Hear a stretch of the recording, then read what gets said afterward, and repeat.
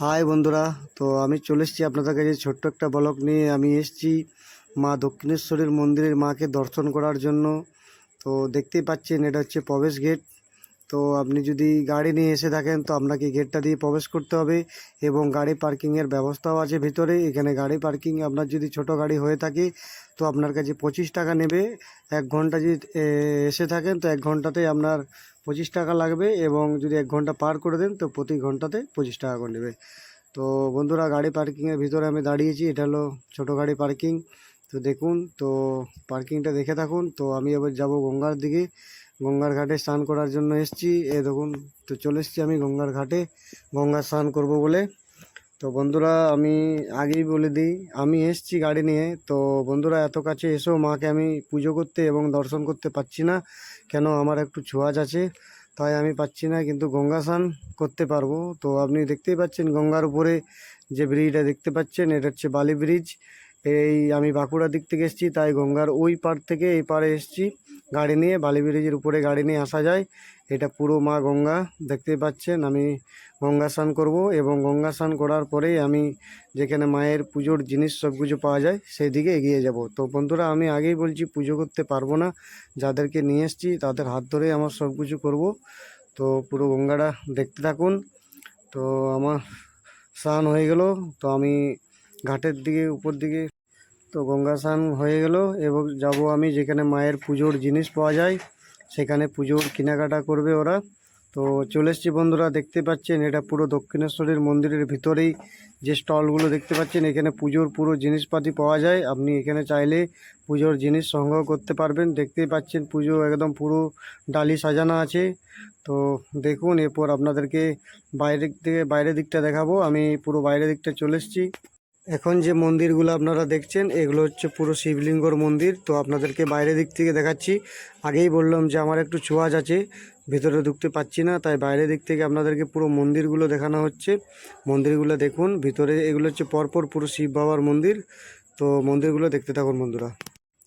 এখন যেটা দেখছেন আপনি, এই যে স্ট্যাচুটা, ইনি হলো রানী রাসমণি মাতা রানী। ইনার আদেশে এই মন্দির বানানো হয়েছে। এটা আপনি দেখছেন ওনার স্ট্যাচু।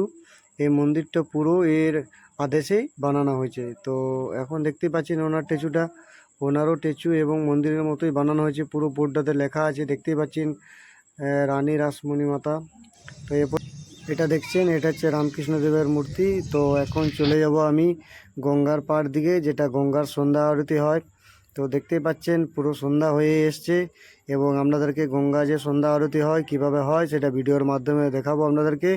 তো কমেন্টে অবশ্যই মা দক্ষিণেশ্বরীর নাম লিখতে ভুলবেন না। তো ভিডিওটা দেখতে থাকুন বন্ধু। তো পুরো ভিডিওটা দেখতেই পাচ্ছেন, পুরো সন্ধ্যা আরতি দেখার জন্য অনেক মানুষ এখানে রেডি হয়ে আছে। তো আমি চলে যাচ্ছি গঙ্গার পাড় দিকে। তো ভিডিওটা দেখতে থাকুন।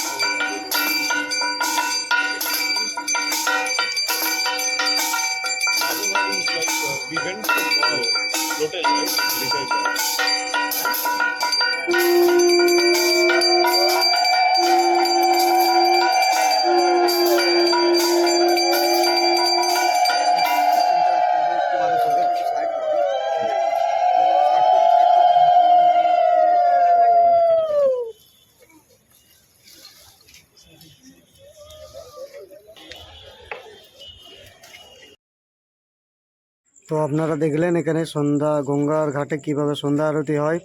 তো বন্ধুরা আমি এখানে রাত্রে রয়ে গেছিলাম, তার জন্য সকালে আরেকবার গঙ্গা স্নান করতে এসেছি। তো আপনাদেরকে সকালবেলাতেই গঙ্গার পাড়ে এসে গঙ্গাটা দেখিয়ে দিচ্ছি। যদি ভিডিওটা ভালো লাগে থাকে অবশ্যই বন্ধুরা লাইক কমেন্ট শেয়ার করবেন, আর অবশ্যই কমেন্টে দক্ষিণাকালীর মায়ের নাম লিখতে ভুলবেন না। টাটা বন্ধুরা, ভালো থাকবেন। এরকম ভিডিও পেতে অবশ্যই আমাকে কমেন্ট করবেন, আর কেমন লেগেছে ভিডিওটা কমেন্টে অবশ্যই জানাবেন। টাটা বন্ধুরা, ভালো থাকবেন। জয় মা দক্ষিণাকালী, সকলকে ভালো রাখো মা।